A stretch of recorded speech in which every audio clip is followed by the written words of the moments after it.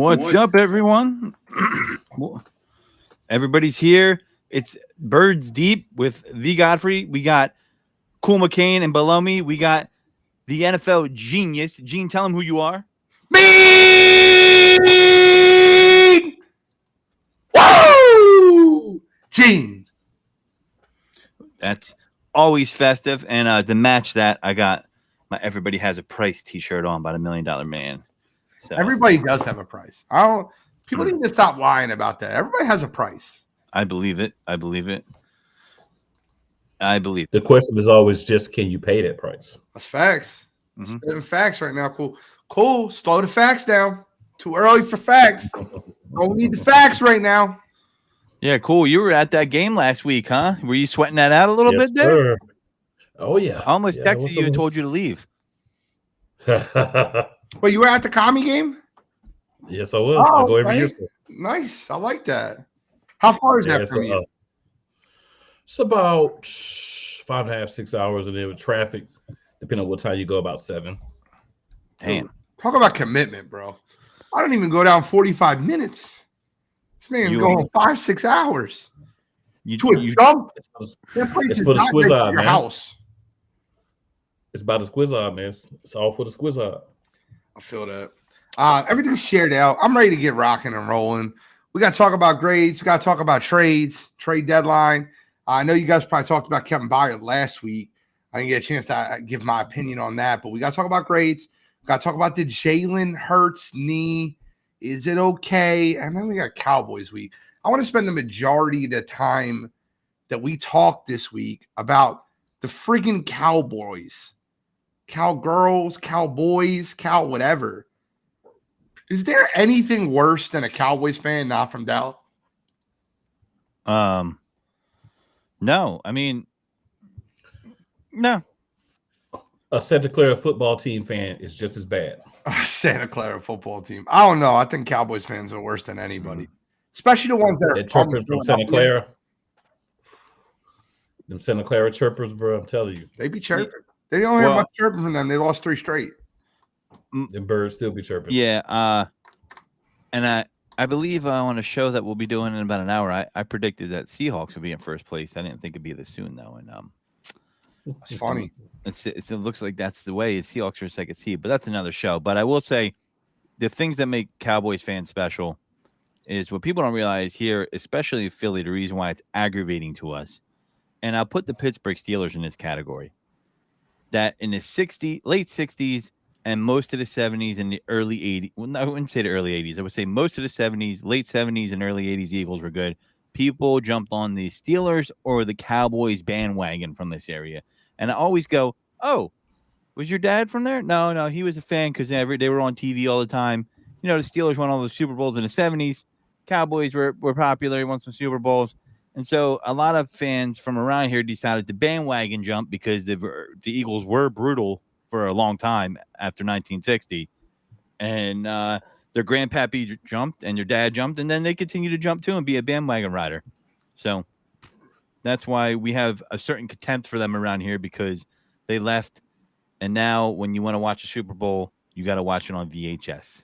Loyalty, inside my DNA. Gotta go do a little Kendrick to let y'all know the loyalty that we have to the Birds in Philadelphia and even outside Philly. Cool ain't he's from Philly, but he don't live in Philly. Eagles fans' loyalty is insane. But let's talk about the Washington Commanders game. Let's give out grades. Cool. Where are we starting? We're starting the defense. We're starting the head coach. We're starting the QB1. Let's start at QB1.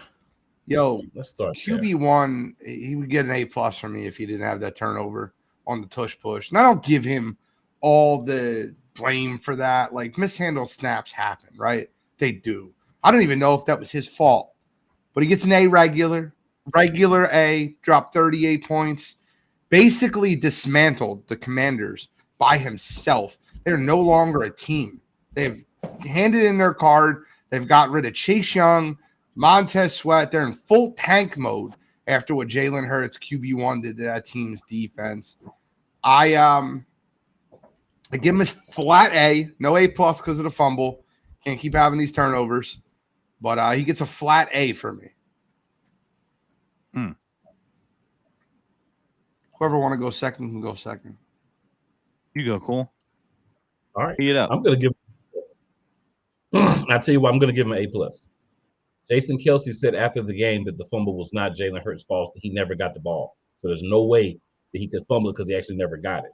It was a mishandled snap from Kelsey to Hurts, and Hurts never got the ball in his hands. So I'm not going to punish him for that. You know I will punish anybody for anything. So Fair. I'm not punishing him. Then it's solid. But, yeah, I'm going to give him an A+. Played well. The only turnover, of course, was the one that really wasn't his fault. Read the defense well. Handled the rush. He's not 100%, so he's staying in the pocket a little bit more, but he's running still too much. So what I want to say about the Eagles, and why you're going to hear some of the greats you're going to hear later, you know he's hurt, and you're still going to run him like he's not hurt. How is that ever smart? He gets the A+ for football. Great job. I'm going to give him an A+. Here's the thing, though. Looking at the fumble, and I was actually coincidentally watching the rerun on my TV while at home working. Of the game they had on NFL Network, and I was looking at the replay several times. It looked like he got his handle on the ball, but it looked like a freak play. Looked like he ran into the back of the center, and the momentum hit the ball as he was running into the center, and it knocked it out of his hands. So I'm not really looking at that as he wasn't carrying the ball correctly. He was being dangerous with the ball. He wasn't protecting it. I just look at it as a freak thing. You know, I didn't see any interceptions. And I got to give him an A+ because my man was limping down the field like Willis Reed. Okay. I just got to give him respect for that because there's a lot of dudes that wouldn't do that. And there's a lot of guys that are a quarterback that can't come back from a deficit. They kept fighting. There was reasons to, the Kenneth Gainwell fumble. They could have folded in, but they're not that type of team. They're a good team. They're not going to pack it in. And Jalen kept pushing forward. And he pushed the ball downfield when he had to. And we've seen this over the past couple of weeks where a lot of people that when they have to pass, they cannot pass. And they were in a passing situation, and they were able to pass. A.J. Brown was going off. So I got to give him an A+, man. I thought like he showed a lot of fortitude there, a lot of guts. And, you're damned if you do it, you're damned if you don't. And I'm gonna give him credit where credit's due because he toughed through it. And he said, I got this. And you saw him limping. I mean, it's obvious. What are your thoughts on his comments in the press conferences where he's getting annoyed and angry with the reporters asking about an obvious injury?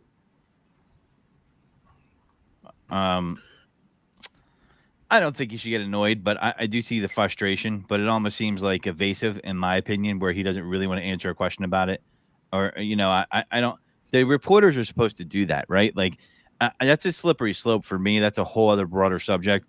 I see fans give reporters a lot of hate, and we went through that for a period here with, I can't say the guy's name wrong, but I think you had him on your show once. The guy who broke the story.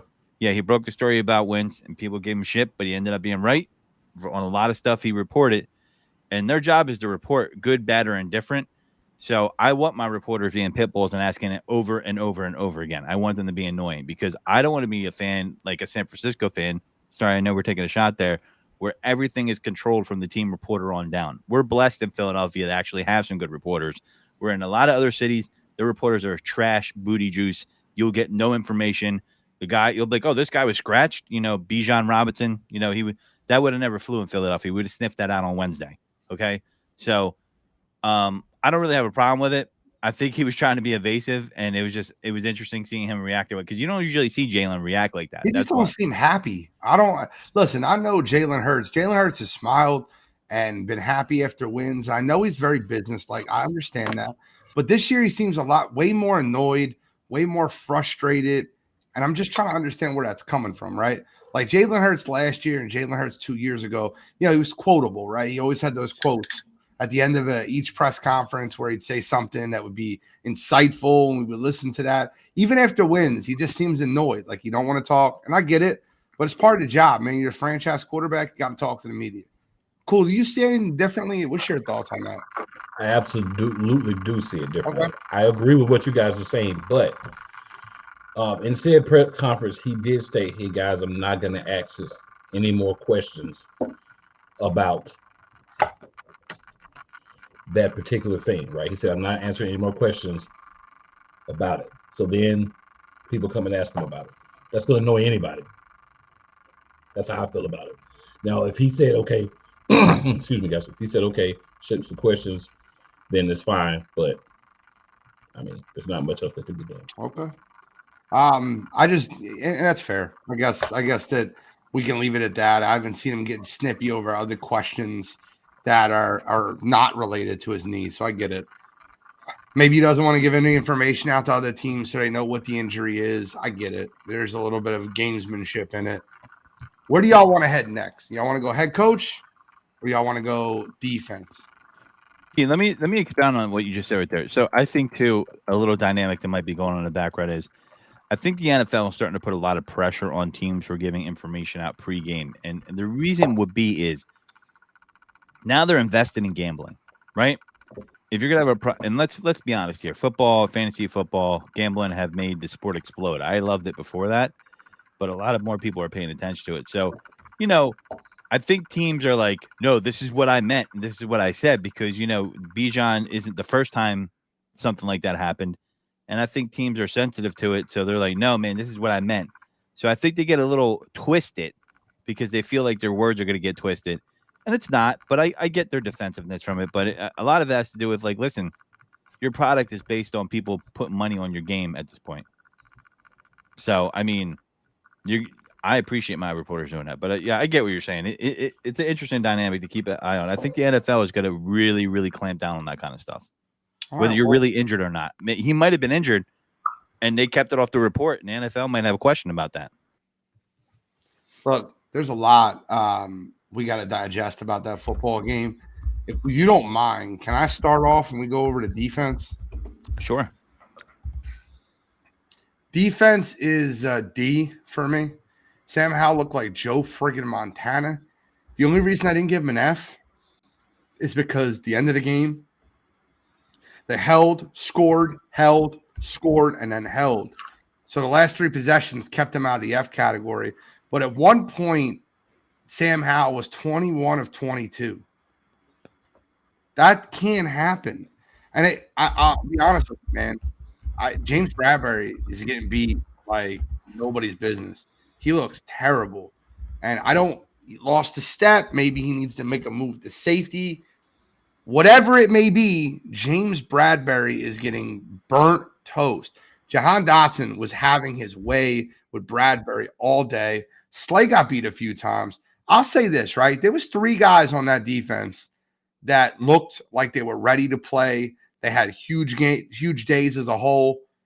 I thought Kevin Byard looked decent. He obviously wasn't in the right spot. I love the way Sidney Brown looked. And listen, guys, it's going to get annoying. Was Nakobe Dean, 13 sacks, 11 solos, 2 TFLs. He looked like he was everywhere on the football field. So 13 sacks. What 13 tackles. 13 tackles, sorry. 13 tackles.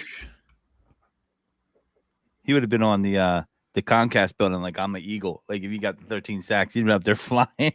13 tackles, 11 solos, 2 TFLs. Led the team in all 3 categories. Good stuff. I felt like he looked like he was flying to the ball. I felt like that was his second best game of the year behind the Miami game. The Miami game, he was incredible. Stopping Raheem Mostert. I didn't get a chance to talk about him then. I think he's been a shining star on that defense recently. But Sidney Brown looks like a stud. I really love that kid out of Illinois. Our second-round safety. I'm really happy with that pick. Nakobe Dean. But the old guard just needs to come to play, man. They're not looking great. James Bradbury, I'm looking at you. I give them a D. Yeah, man. You give them a D. It sounds like they got the D, and it looks like they got the D most of the game. But I don't know. Bradbury, I don't know if he lost his step. I feel like them putting him in the slot, then moving him a bit outside, putting him in the slot. I feel like getting adjusted to the defense. I feel like they're fucking up with this guy's flow. They should have never put him in the slot in the first place. I don't think they should have ever did that. I don't know if he lost his step yet or not. I can't really tell by what I've seen. I know that's the first thing people tend to go to when that seems to happen with cornerbacks. But I feel like they need to let him play where he's been successful, and I think they're going back to that, right? But putting him in the slot early on, I know there was injuries. I just don't think that was the solution. I think that we had other people we could have plugged in the slot and left him where he was being successful at. I think it's a different position to play in the slot. As a cornerback than on the outside, and that wasn't him. So then they're putting him in there. I don't know the approach, the preparation he has to take, but the defense overall, I felt like I was a little worried because my grade's going to be a D as well. They're getting a D. They didn't give any D until the end, but they were getting a D given to them. The business got given to him. Sam Howell just looks like a master at when he's playing the Eagles. I don't know why, but he does. I mean, this guy couldn't beat the Giants the other week. I mean, it blows my mind. And what worries me is Jalen Carter went out of the game at a certain point, right? I don't know which point, right? It was early. Now, I want to think our defense is entirely predicated on the presence of Jalen Carter, but it almost feels like that, right? Like, Brian Robinson's running up the middle. He always seems to have a Hall of Fame game against us. Maybe Eric Bieniemy just knows how to scheme against the Eagles schematically very well. He seems to have our number, but I don't understand. And, Hassan Reddick got the sack at the end of the game. We need it, and I appreciate that. But, I mean, it's this funnel crap defense. You watch it, and I'm thinking to myself, you can't play that type of defense when you're playing from behind. You can't just funnel stuff for the field. Oh, and by the way, you can't let them score from in between the 20s, right? And that was happening too. Because a lot of these defenses are like, oh, we'll let you go off in between the 20s, and when you get to the red zone, it's a different story. Well, the thing is, if you let them score from outside the red zone, that doesn't matter, does it? And that was definitely happening. So I'm going to give him a D. I don't like the scheme. I don't know if it's scheme or player effort, but it seemed like when Jalen Carter was out, the defense was out. They were like, we're done. Jalen's out. And I don't think our defense should be. Jalen is an amazing talent, but you can't tell me that the D's not capable once he gets hurt. I mean, come on, man. There's talent on this defense. Cool. So I'll take a couple of things. I'll take a couple of things into consideration. We're already playing the Commanders the second time this season. People have said for years that Eric Bieniemy is not a good OC. That's hogwash, poppycock, horse, crap, haberdashery, all those things. He is a good OC. He calls plays. We've seen that. By this being the second matchup in less than 8 weeks, right? They had an opportunity to have film against themselves playing against us and formulate a game plan to try to expose the weaknesses that they saw in the first game. That gets compounded when early in the first quarter, Jalen Carter goes out. And no, the defense isn't predicated on Jalen Carter, but now you're saying old man Fletcher Cox. You got to play the whole game. You got to get your old butt out here and play a full game instead of playing 20, 30 steps. And I mean, Fletcher Cox is, around our age, right? So he doesn't have that same stamina that the young bull fresh out of college does. So I think that was part of what we got there. I do agree completely with you, Godfrey, about Bradbury. I do agree with you completely, Gene, as well. He's played bad. Whatever the reason is, he's played bad, figure it out. But what I did like about the Eagles defense, and this is something I've seen as a continuing thing, halftime adjustments are being made. They did get dealt with a lot in the first half. Not going to pretend that they didn't.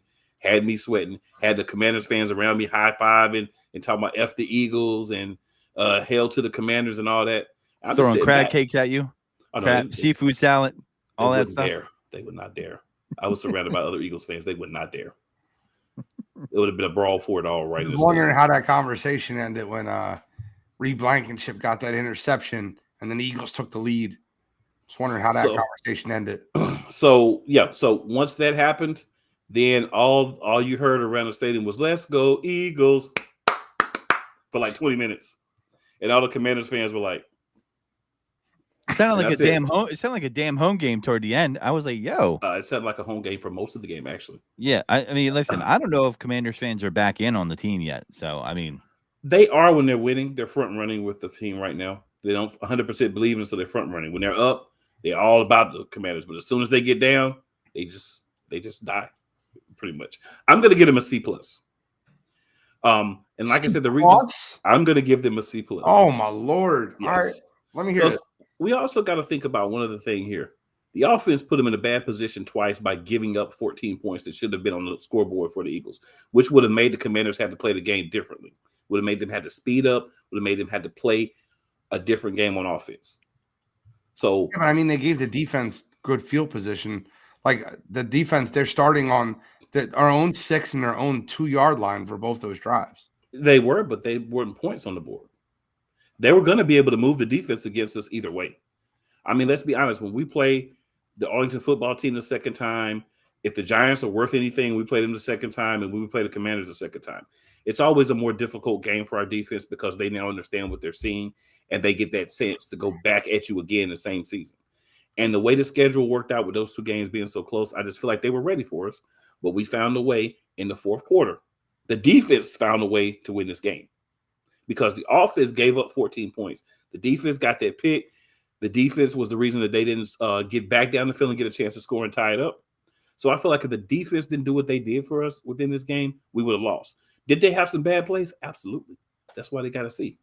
They didn't get a B or A, but they made adjustments and they did enough to help us win that game. If that defense doesn't come up with those plays, I don't know if we win that game.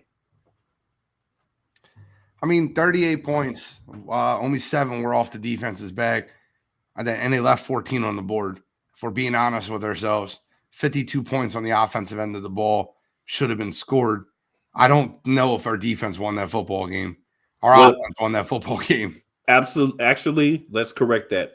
If it was not for the defense, they don't get that tushy-pushy run play at the end of the game because if the defense doesn't stop them, that play doesn't happen. So let's correct. The defense was the reason that they were able to get that 7-2. It's actually 14 points thanks to the defense. It's fair. That's fair. I mean, I get what you're saying. I just think that when you make Sam Howell look like a Hall of Fame quarterback a week after he looked awful versus New York, and I hear your point about Eric Bieniemy. I do. Very good offense coordinator, but Sean Desai also had time to adjust. Seen them already, and he didn't adjust. And I felt like the Eagles defense showed you that they're not championship caliber right now. They could be in the future. And the one thing that scares me is this, right? They're 26th against the pass in the NFL. That's terrible. That's really bad. 26th against the pass is bad. No team has ever won the Super Bowl. It's not been a top 15 pass defense. Just to be clear, just make sure that's known. That pass defense needs to get better. Hopefully Kevin Byard adds to that. That secondary. I feel like their secondary should be one of their strongest parts of the team. You got Kevin Byard, you got Sidney Brown, second rounder, you have Reed Blankenship, Darius Slay gets paid a lot of money. You have James Badberry. You don't get the R back until he learns how to play some defense. He's Badberry right now. We'll see. What do you got, head coach, Cole? What do you give the head coach for the game? Offensive play calling, it was an overall job. I'm going to give him a B-. Okay, just a half step above the defense coordinator? Yes, sir. Okay. You want to know why? Sure. Because you're still running the ball with Kenneth Gainwell, who is making mistakes, not getting yards in the wrong areas. There are places where Kenneth Gainwell can be very helpful for this team. It's not inside the 20s. You're also running a quarterback who has a bone bruise and had to get his leg massage for an hour before he could come out and do interviews. And you're running him like he's not hurt. Are we trying to have our quarterback make it through the season or not? Because if you are, I should probably drop your grade down more for being stupid. Until he's healthy, he should only be running if he has to. There should be no design run plays. That has to stop.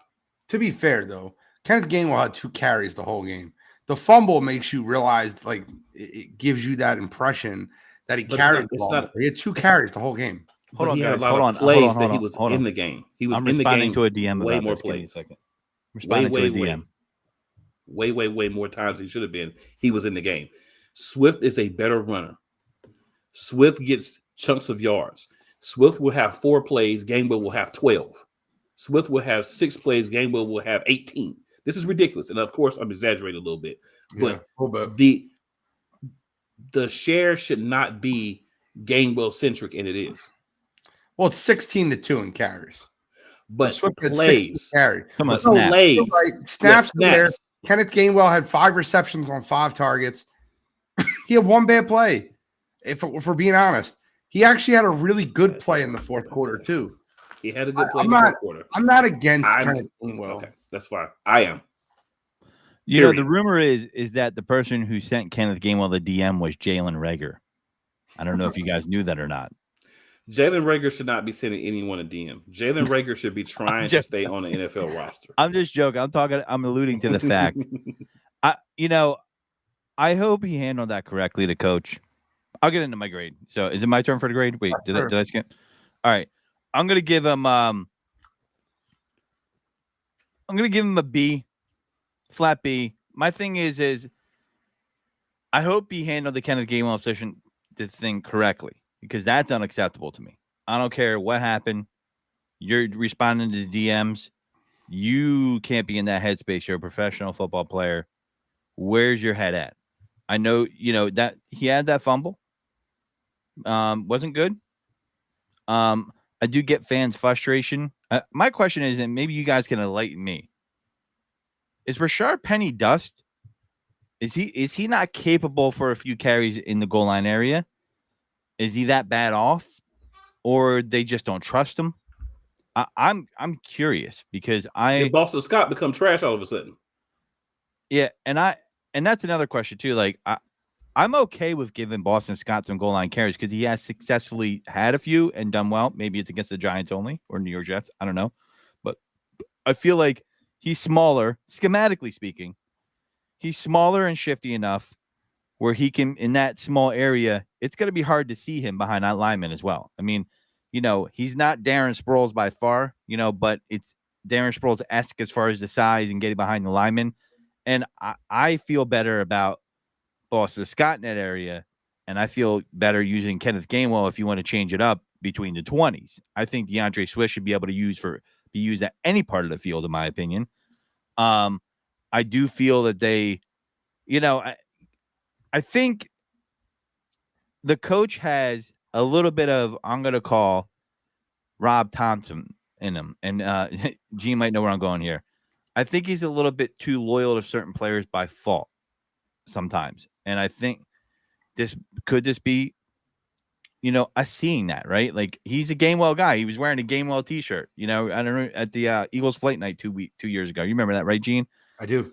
And I don't have a problem with Gainwell, but I do have a problem with him doing the DM. And I do think that he's not looking that great. And, we'll get into the trade deadline stuff later, I guess. I feel like the Eagles maybe should have got it back. I don't know if they needed to get a Henry or something like that, but at least add to it, because if you're telling me Rashard Penny can't be active, that's a problem. You need depth with a team that runs the ball a lot. They haven't been running as much as last year, but I would like to have some depth there. I like that, Did they not have depth there, or are they not using them? Like, I disagree with you, Godfrey. I'm okay with right. the depth that they have on the running back room. I just wish they would have used the other running backs a little bit more. I would love to see Rashard Penny get some carries. I would love to see Boston Scott get some traction. So you think I'm not against Kenneth Gainwell. I think he's a good third down back, good receiving back coming out of the backfield. Yeah, I agree. He's a very good chip blocker coming out of the backfield. I agree with Cool when he said, I don't like where they're running him. Yeah, it's not him personally. It's how he's being used. Scott and Swift should be the guys that you're using anywhere. I think there are positions where you use Gainwell, and I'm not saying never run with Gainwell. I'm not saying, Gainwell should never run a ball. But I think in the pecking order of honestly true running in this team, he's the third best running back. I'm sorry Nick Sirianni doesn't see it that way. I don't know what kind of blinders or Gainwell colored glasses he has on. Right? What do we hear coming out of camp? Yeah, Gainwell looks really good in camp. Who else did we hear? Running back in camp. Who else did we hear was so great in camp? That freaking Quez Watkins. Apparently, they don't understand that sometimes you could be great in camp and not good in the freaking regular season where the games count. Well, that's my thing. So that's where my loyalty comment comes in. Yes, he feels like Gainwell earned it, and so he gives him the opportunity. And sometimes there's a line, and the coaches have to figure that out in all professional sports where, yes, you may have earned it, but I think this isn't the right opportunity for you, right? And Boston Scott needs some more touches. I don't have a problem with their depth. You're right, Gene. The reason why I bring that up is their actions and the coach's alignment of the running backs tells me that they have a problem with their depth because they're not using the other pieces. And that's where I'm going with that. Okay. So if Rashard Penny's inactive, he's inactive. You pay to do that. Right. If he's not going to play, cut him and let's find somebody else. like he's inactive, and then you're not even using Boston play him. Scott. Like Boston Scott has proved multiple times under different head coaches he can be useful. He's trustworthy with the ball. He gets positive yards when he runs the football. He's 100%. take down because he's low center of gravity. I don't get their rotation and Nick Sirianni. None of that matters to them. That's my biggest. That's why I give them a C. I give them a C as a whole, and I think that look, man, Jalen Hurts played out of his mind. But if we're being honest with yourselves, and this is another reason I didn't give him an A+, is you have a guy on that offensive side of the ball that's just catching everything. AJ Brown is making great catches on top of great catches. I don't look at them as like world-class throws. They're good throws. I look at them as a great receiver saying, I'm taking this ball. Yep. And AJ Brown, I think he solidified himself as the third best receiver in football right now. I really believe that. Only behind Jettas and Tyreek Hill. Yeah, and you know what? It's amazing what a good quarterback could do for you too. Because if you talk to people about AJ Brown before he became an Eagle and before Jalen took a jump, they'd be like, "Oh, he's not." They would say he's barely top 10. That's what people would say. That's what they would say, and I'm like, "Okay, look who he was catching the ball from. He's getting more volume." And he in Tennessee, it wasn't as much volume. It was probably more big chunk plays, 4 or 5. He's definitely a guy that needs volume. You can see it. He feeds off the volume. The more he touches the ball, the better he gets. He's a physical specimen. I mean, it just what he's doing right now is special, in my opinion. I mean, we got to move the trade deadline because it's 6:33 already, and we got Cowboys week. What were your thoughts on Chase Young going to the 49ers, the Eagles getting Kevin Byard, and the rumor of Aaron Donald? And I want to say rumor of Aaron Donald because that rumor apparently was very real. Apparently, Philadelphia had the opportunity to land Aaron Donald. It was going to take a third and a fourth, and the Eagles didn't pull a trigger. Was that more of a salary issue, though? It might have been. 100%. So here's my thing about guys like Chase Young and Aaron Donald. Great names, great players. But if you look at it outside of the name and reputation, Chase Young's had a lot of injury. What has he done? Right? I mean, Montez Sweat. That cost him a year and a half, but it did. But still, I haven't seen the returns that I would expect from when he came out of college. I would look at him as a Myles Garrett type of player. Like he can. Did you not think he was the best defensive lineman, like rookie defensive lineman you've seen his rookie year? Did you not? Yeah. See that the way I seen that? And yeah, but that was ACL. So he's recovering from that. Did he not look great this past week versus the Eagles? He had no sacks. Sacks do not tell the story. Pressures, hurries, hits. The way you have to defend it, they don't tell the whole story. You know who's never led the league in sacks? Aaron Donald. Right. I don't think he's the same player he was when you're referencing that same rookie year. I don't think he's even close to that player. And at a certain point, when does it say like, well, you have to recover still, or this is your plateau because this is what you physically can do. Okay. And that's why I think you got him for a third round pick, and we'll see if he makes a difference. I just think Aaron Donald, if we could have got him, that would have been amazing. But if it's going to clog up your salary, I can see why not doing it. I think Kevin Byard, I know Cool's opinion. I want your opinion on this. Do you think Kevin Byard is a bigger upgrade than Gardner Johnson was when they traded for him? I think Gardner Johnson on this team is a bigger upgrade than Kevin Byard. And now listen, let me just be clear when I say this.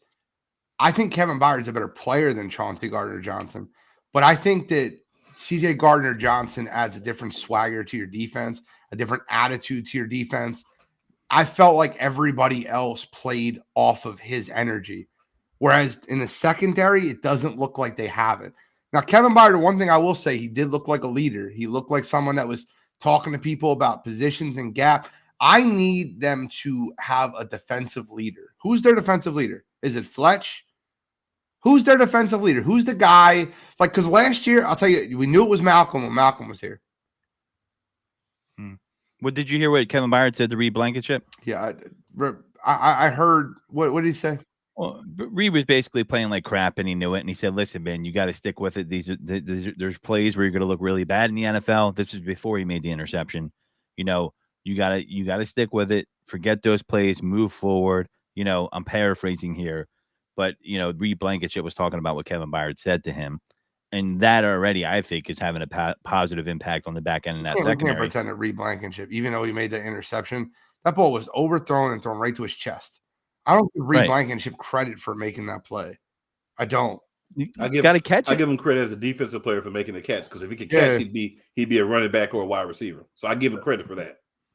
But he caught the ball. He's thrown directly to his chest. Yeah, but he didn't catch it. I mean, he's not a wide receiver, right? So I give him credit for the catch. Yeah, but I'm not. But I'm not saying like, oh, Reed Blankenship.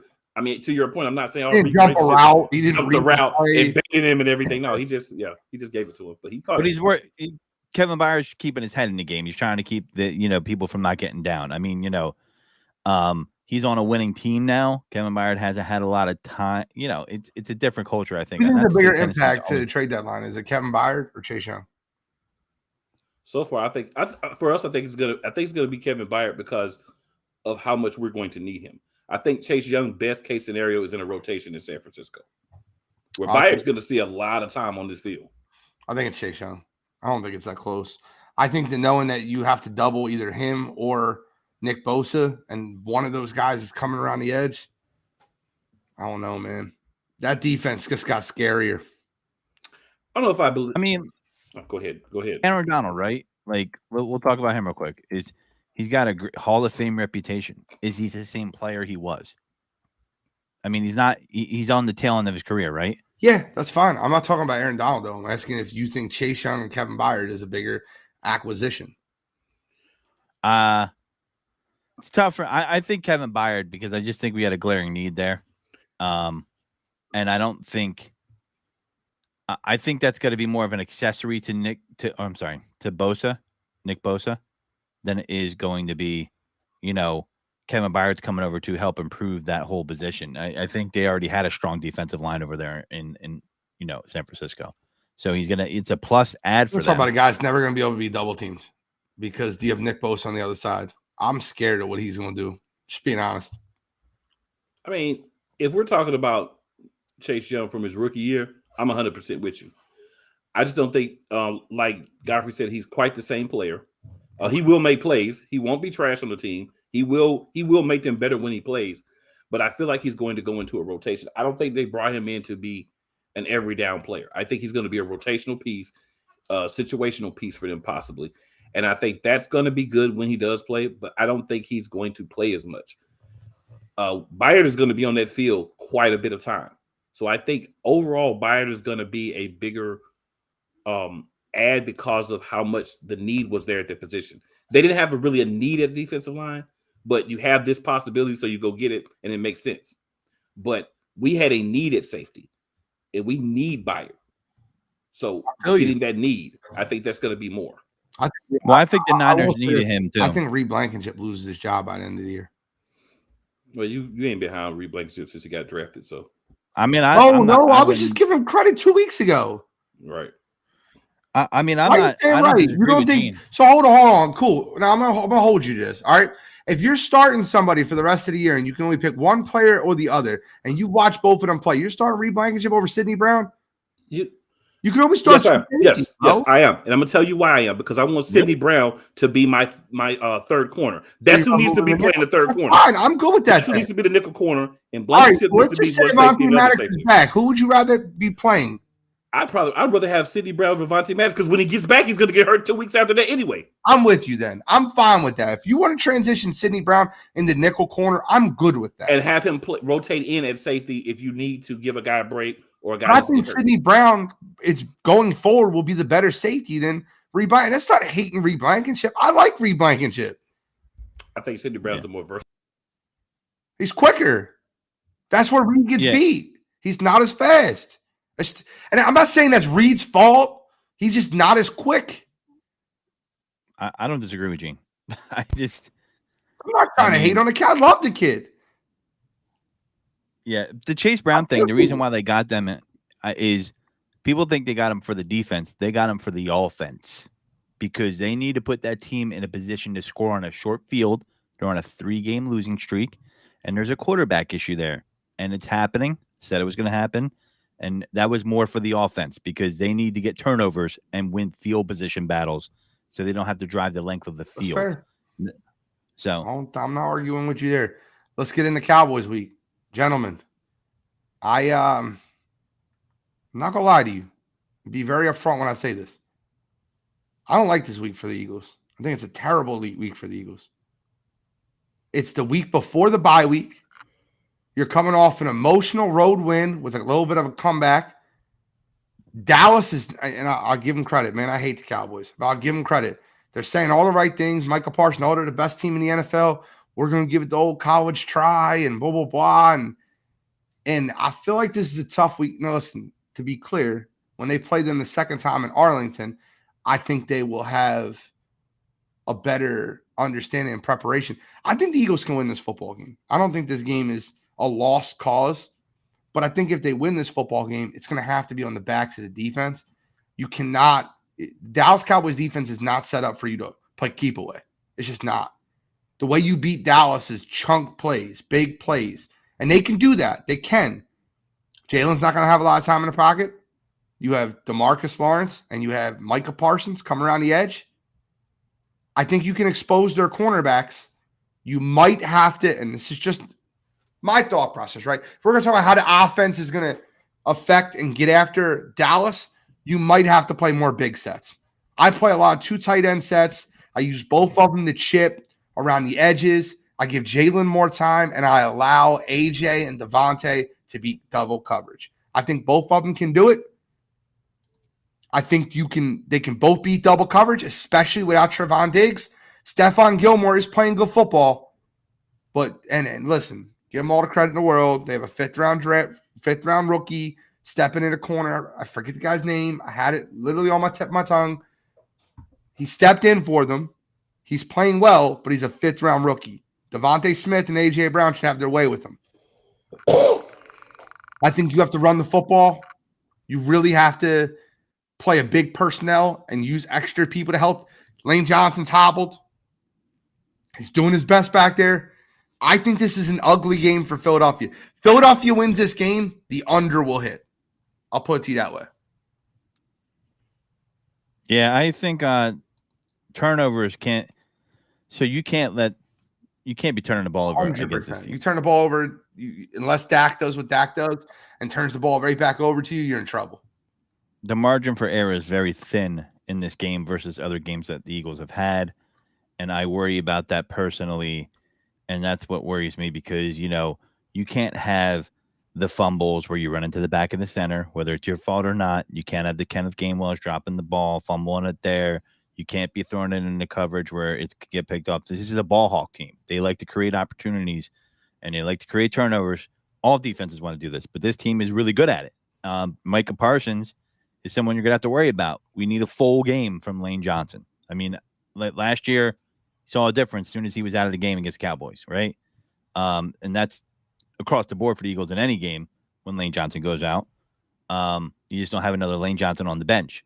But for me, this is a statement game where the Eagles need to come out here at home and need to beat their ass. Because if you're going to say you're the top dog, and I think they're on that precipice with everything that's going wrong, when you look around the league, okay, and where people are, settling like, listen, I heard the Dolphins were unbeatable. Okay, I heard the Niners were unbeatable. I heard all these teams. I heard the Chiefs were unbeatable. Just got waxed by the Broncos. I heard all this stuff going on with all these teams. And right now, if the Eagles come out and do what they need to do, they're undisputably the best team in football right now, in my opinion. Now, if they don't, they're wrestling with everybody else trying to get to the top of the pack, bro. It's just my opinion. It's a very bad spot before the bye.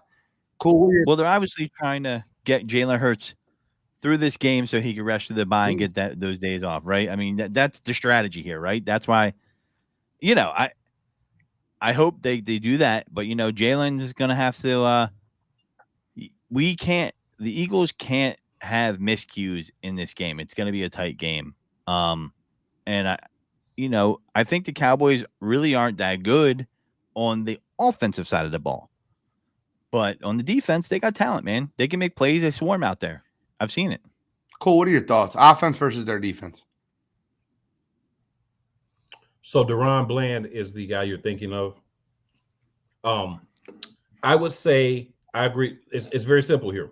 Run the freaking ball with DeAndre Swift, excuse me. We can run it with Devontae. I'm just kidding. They too close.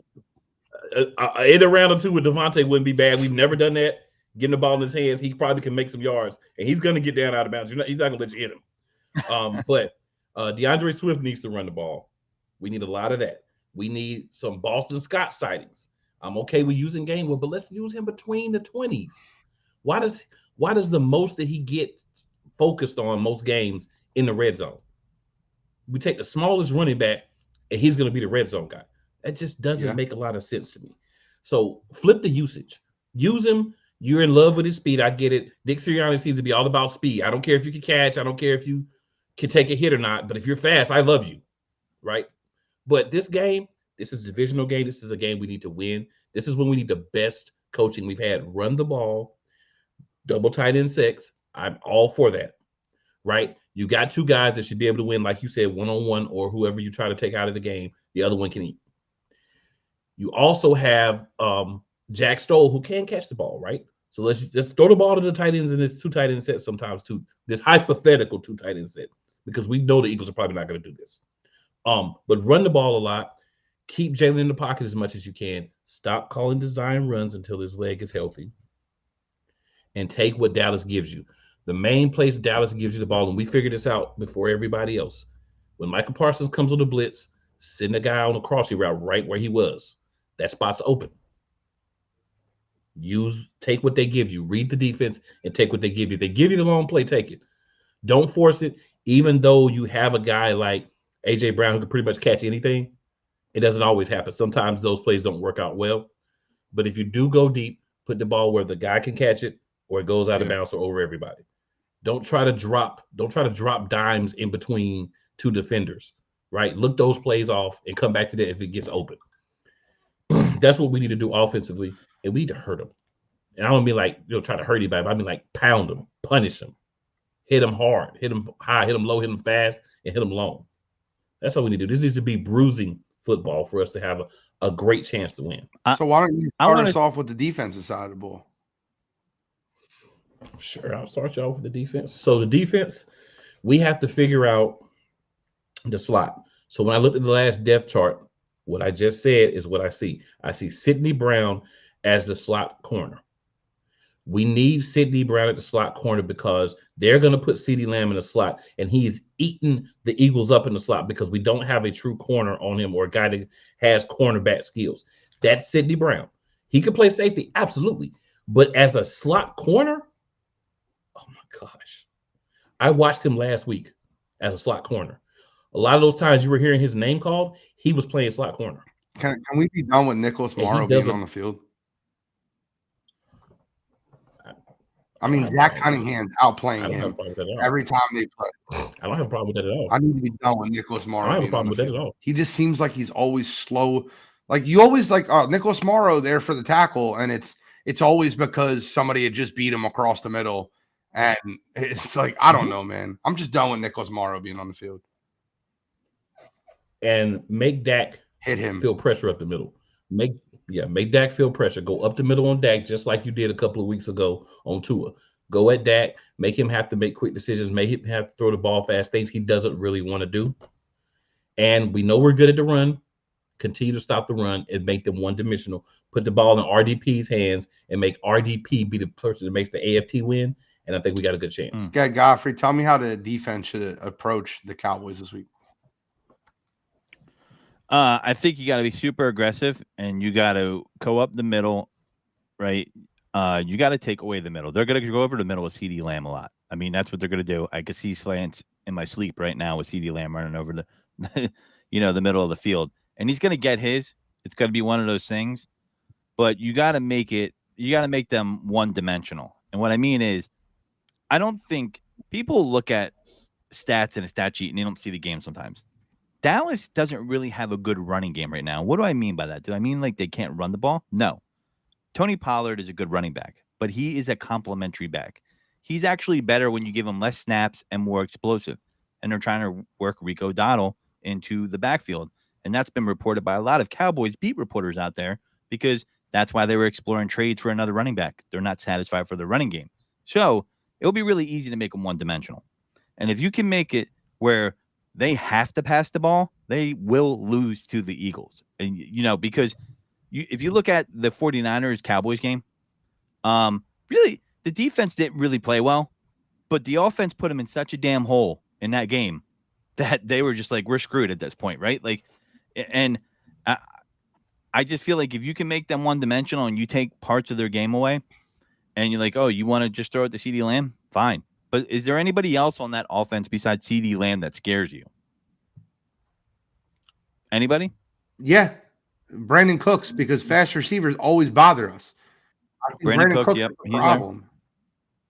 I'm gonna summon the power of Malcolm Jenkins to hit him like it's the Super Bowl in New England. I think the one thing that's most important is Tyron Smith hasn't practiced again today, and I don't think he's going to play.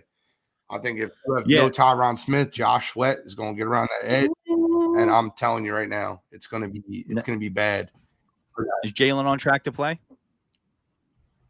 From what I've heard, yes. Okay, that's important here. It's an important piece. All right, this is Jerome Brown reincarnated. All right, so he going up the middle.